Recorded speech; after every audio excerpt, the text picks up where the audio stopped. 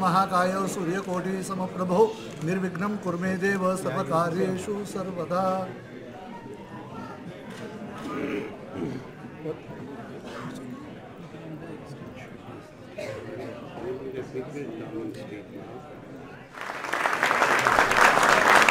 Thank you, High Commissioner, for your kind words. And can I say a very big thank you again to Neasden Temple for bringing this extraordinary and beautiful display and all of the sweets that you have brought for us here in number 10 Downing Street. Thank you very much, Neasden Temple.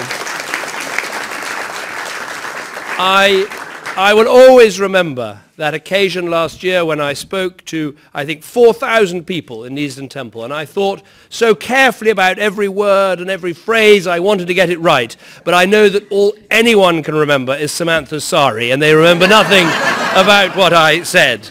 But a very happy Diwali, Shubh Diwali to everybody who is here. It is the time, the Festival of Lights, the time when we think of the triumph of good over evil, of light over dark. But I think also a time when British Hindus and Jains also think of the importance of family and the importance of community. And those are values that you bring to Britain, values we need more of in our country, and you have made a huge contribution to our nation. And that was really the three things I just wanted to mention tonight. First of all is the contribution that British Hindus and Jains make to our country. Over 800,000 British Hindus, perhaps 20,000 Jains. And when I look around, whether it is politics, whether it's business, whether it's arts, the sports in our country, you can see the scale of the contribution. And every year, I say this, but every year I mean it. There's still more to do. It is great that when we look around politics, we can see British Hindus like Shailesh Vala, like Dolab Popat, like Alok Sharma, like Keith Vaz. We see people at the top of our politics, but I want to see more. In the House of Commons, in the House of Lords, I want to see more at the top of our military, more at the top of our judiciary, playing the fullest possible part in British life. But you're certainly making a huge contribution, and it's a contribution that we should celebrate tonight. The second thing we should celebrate, I think, is our history, our shared history. Obviously, we can think of the contribution that people have made, British Hindus have made, coming from all over the world. Because, of course, it's not just coming from India, but coming from Kenya, coming from Uganda, coming from so many parts of the world. But perhaps particularly this year, we think of the 100th anniversary of the First World War, where over 1 million people from the subcontinent, from India, served in the armed forces and made such a contribution, winning medal after medal, VC after VC, and we celebrate that this year. And it's quite right that we do. The huge contribution that India made to that great struggle, and a struggle to prevent the domination of Europe and to fight for freedom.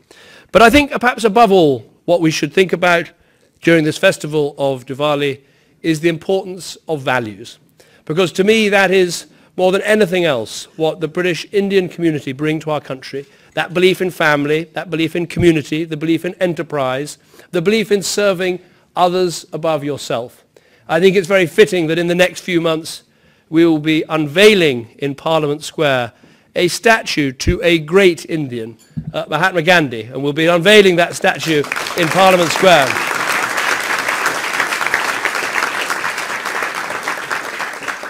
And he made that brilliant statement that so many politicians have borrowed, but I think to good use, which is when he said, If you want to find yourself, so often the best way to do so is to lose yourself in the service of others. One of the many, many wise things that Gandhi said.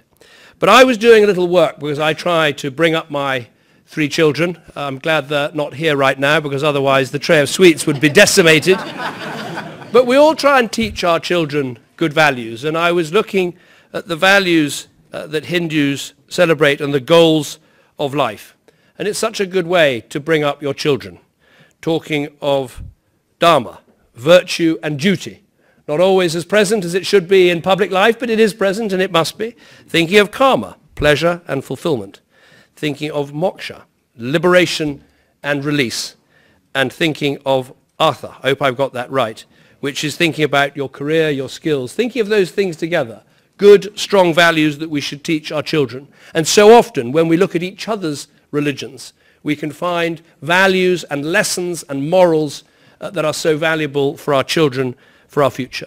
So very happy Diwali to everyone here, to all of Britain's Hindus, all of Britain's Jains, to British Sikhs who are currently celebrating Bandi Chai. We should also, very, very warm welcome. We also, of course, have our Vaisakhi party here in number 10 Downing Street, and I look forward to that again next year. But above all, at this time of this great festival, let us celebrate the commitment that British Indians make to our country. Let us celebrate the history of the relationship between our peoples and our countries. And of course, let us think of the values that unite us as we strive to bring up our children, to strengthen our families, to strengthen our societies, and build a better world. You're hugely welcome here tonight, and thank you for all you do for our country. Thank you very much indeed.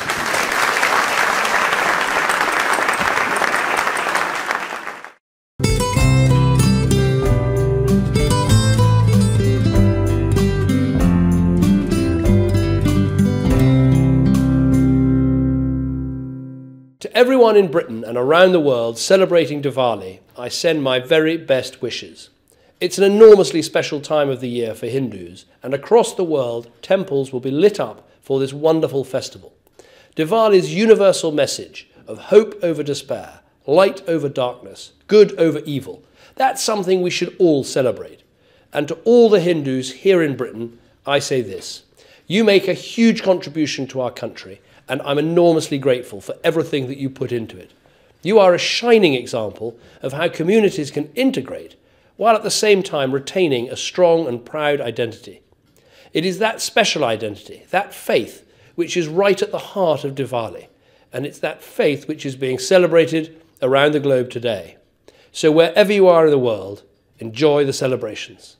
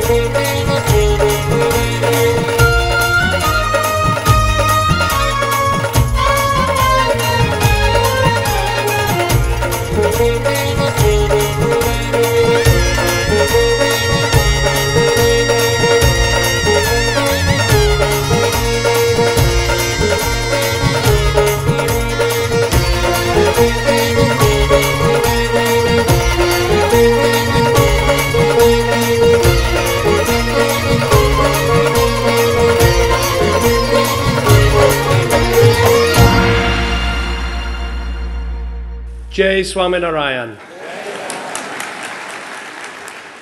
Samantha and I are delighted to be here with you today.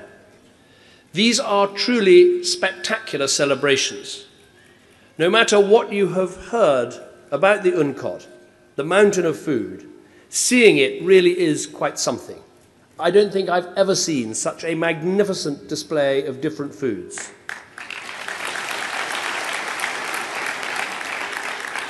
I think of the values that you are celebrating today. Family, community. Those are the values that we in this country need more of.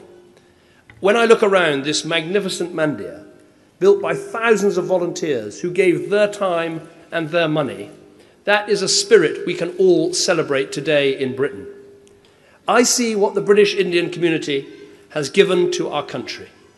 The entrepreneurs who have enriched us, the artists who have inspired us, the sportsmen who have entertained us, doctors who've helped us, and of course the fantastic cooks who today have so admirably fed us.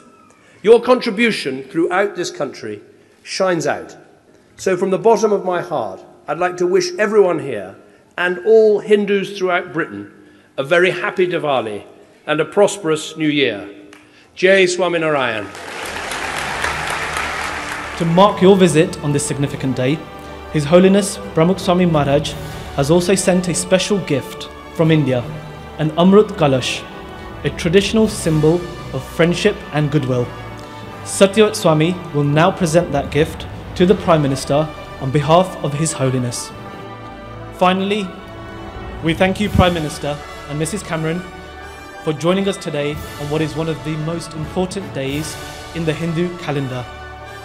So from BAPS Swaminarayan Sanstha, we bid you all Shubh Diwali, Nutan Varsh Abhinandan and Jai Swaminarayan.